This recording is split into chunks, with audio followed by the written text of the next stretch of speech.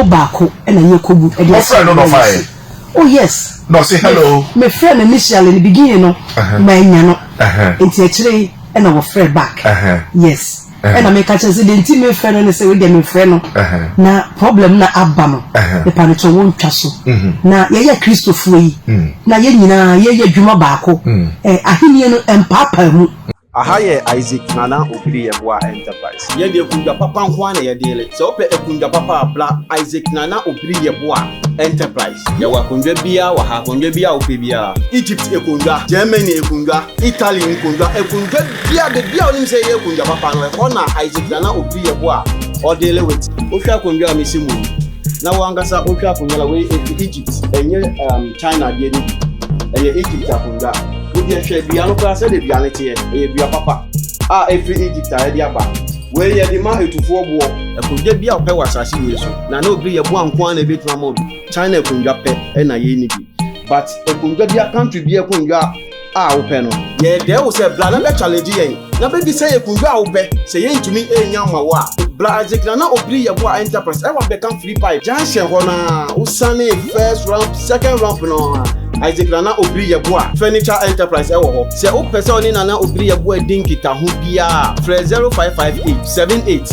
2268 and I say 0277 tie no man yi 0277 469933 ekundwa bia open no Isaac Nana Obri Yabwa no ntunchia se o pe kunwa we ene ne mpa seta no man no frɛ no man Isaac Nana Obri Yabwa be ma we kunwa we ene ne mpa ekunje bia wa ha bia wo pe ene ne mpa seta na Isaac Obri Yabwa nko na ebetumi ama obi e wo Ghana ha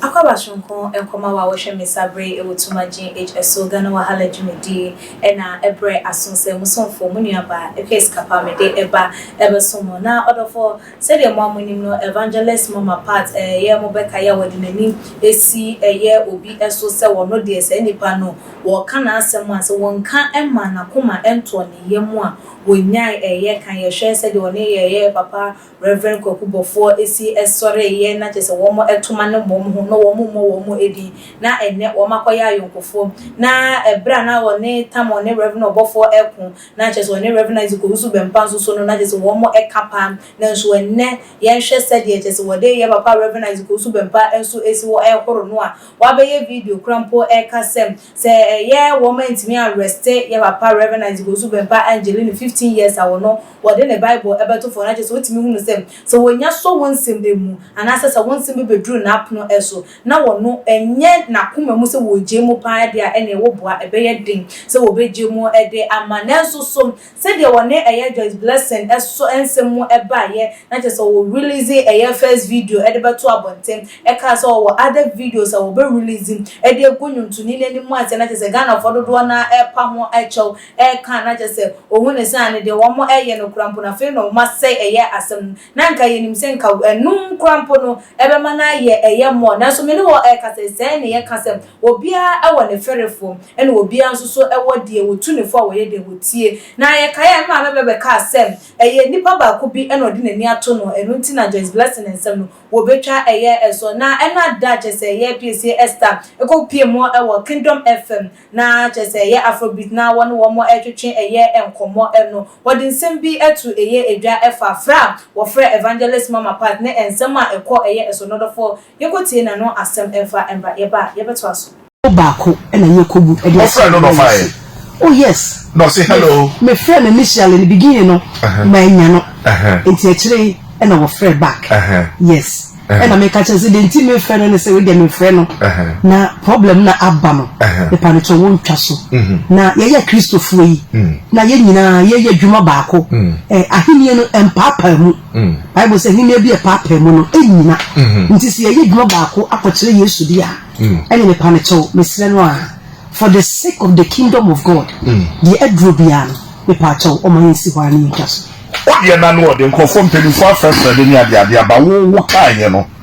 What you do? Is it because now one boutique, no, not many a tighter? Oh, or they are shopping or for saying near beer, the one only a tighter. That is the reason why in here utie wo wase because 24 friend. Your friends whatever it is no that's no own tie ba wo wa ba bo tia be ka say wo na wo ye masisi no as what calm down. Is it because of the boutique time in those days na? Me to me shadan chere but the me to me aka say ewurade maybe ewurade ma me nya nanim adom. Yes, me nya nanim adom ntine bia e ma no e ba ne sa but me to me can say because maybe your mama friend or grandma they are even closer than me. But the favor of God. I didn't know Jai Boutique. I didn't think Jai Boutique and I mean shut in that time. Oh really? I can't come here. You now the first said yeah mama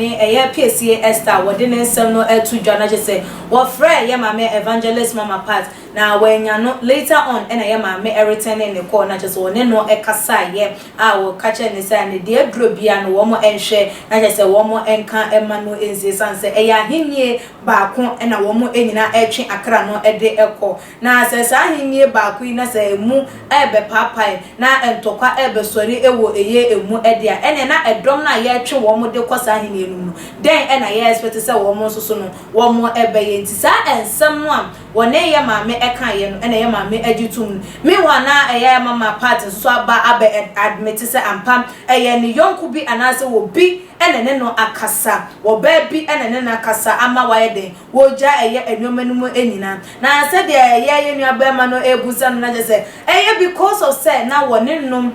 wo bebeto nyoma e wone ho ni boutique on manunti ena wo ye de wotie no anase se wo hu ne se eye favor eye nyame adum bi ena je say eto eye no so because adum no enni eye wo so ensem bi wo ho no a wo beka enso ye mfa enye asene so se nyame adum no e ba wo so won kwase asem krampo no ye buni se eye nyansasem na se ensem wo ya ye maame Piesie Esther ede bebeto abontina dodo na abona baso se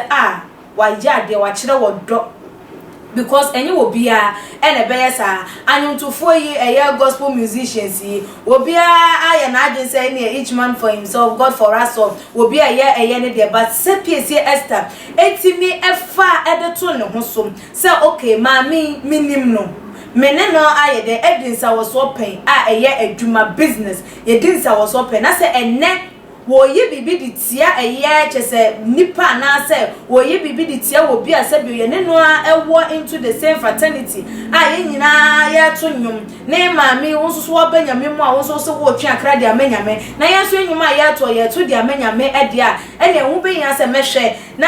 that opportunity and that ye chance am wo e wo ho no se mitimi ne kasa no me so me nyu so that chance no na me so me hwe se me ka bia ebe ye ye a wo tumi etu sa anamon dodo na abo na baso pa se se wetumi etu sa anamon because onuadom na onua ho kan na che se wo boa no wo kwan bi eso a enam so ama sa nipa no so no won so wo de ba na che se won so etimi agina wachi etimi akon de amawo ama ni nyina etimi ayefe because ahini ba ko na sa ahini ba ko no mu nyina mo sori editia mo ho a ba na sa krampo na ahini afufro so etisa ahinya na nkenka bomu ewo mu ene wo mo ama wo mo hom ne so ekon editia wo mo ho ana je se akoye anigisem de ama yesu enim se wiase ewo ahinya mienu na edi ahin ewo wo mayi mu bonsam ahinie eni Kristo ahinie na Kristo dia ye nyina ya adwe se ye hwe ni mu se ne ebe ya ne ma ye toso mienu no ye nya yiraba na ene empenchen esimu empapamu eti ede esimu mentime wonse eti de esimu anyontofo ekon wo ehun asofo ne anyuntofo ekon evangelist ne se bio asofo bi no so twe no adanwoma so edia na nye ye akonya no na ye bo ede ama ewiasefo anase bonsama hinie ne se womra omememe ruli because ye yankrampo no ye ni ye hu eni anase ye yankrampo no ye ni a ye de ensi bibi so na ye bota ye no krampo no ye nji endi anase ye nim enepa bia ye benya ede afiminti anamonto ye mame etu no the other gospel musicians no woman so enye den enhwe na wo mfa entu anamo hu no sesa wo yonku hu ensem eba enjina asem no so enka se nipa we wonye me yonko ai me de me ne no enye de enka enwom na ye nyina ye to no nkire se me no afre busua ba akumu anase no nkire se wo ye menua anase wo ye me madamfo enu nti na asem aba na me kwakwakoka bi e de amanu na mum ye nhwe ne ehunu se onu ado na eye Kristo a oba ye no wode wodo na ye den ehya ase anase nkabo mu na ba ye nti ye hwe na ye nye de yentu eye eho anamo no na nam so amadodo na nsoso aboye ma me part abaso pa eye se ye opon mpanifo a wo mo eka na asem ageze ye odifo kunchacha kwakoka bi o ka ase wono no ono anya de se wo betie na asem obeka bi ama na won kama no obetwa ne gwa wontwa ne ngum se mpanifo titu bi se yetimi aka na nyina wantiem na eye Piesie Esther eka ye na watie dia na chese ampa ye maame no wo ne ferefo na watie ni nto won to enkoso a na da ne da se ensem bi eba na ebinum etimi ba ne na so na wo mutimi ebebeka ono so enya so pa na wontie na etimi abo because ye osom no ede ye wodo na wo mo ede esum olofo onso waje nkyere efa ensem ho na wo da beto your comment section na wa like videos a share ede amaye follow yen e wo IG page and your Twitter page so @tumagh_media and equia sikapa makram Ebusia wonim se abefunim de ena sesei ewoso wonim se wontimi bibia ewo wiase sesei abra wonfo abefunim de emfa nka ho wosan so enim se sesei no ebesonsum nsam so a abefunim de asan agbewre mu ana oso daye wonti ase wodaye so ache wodaye so entimi mbem Edonchi enene me kanfo prophet Dr. Abennego ediama ono ena onyankopon enamne so na ode abefu ewremu ewo sunsun semu a ode ji nyankopon emma edi from how ene mamane ene omatiti mu edonchi onyankopon enamne so ede a new spiritual science technology ede ababontin a ye freno eye castoplanto technologies me ba chawo hwe prophet Dr. Abennego a owo insam adwagiri castoplanto technologies casting out negativities and planting in positivities.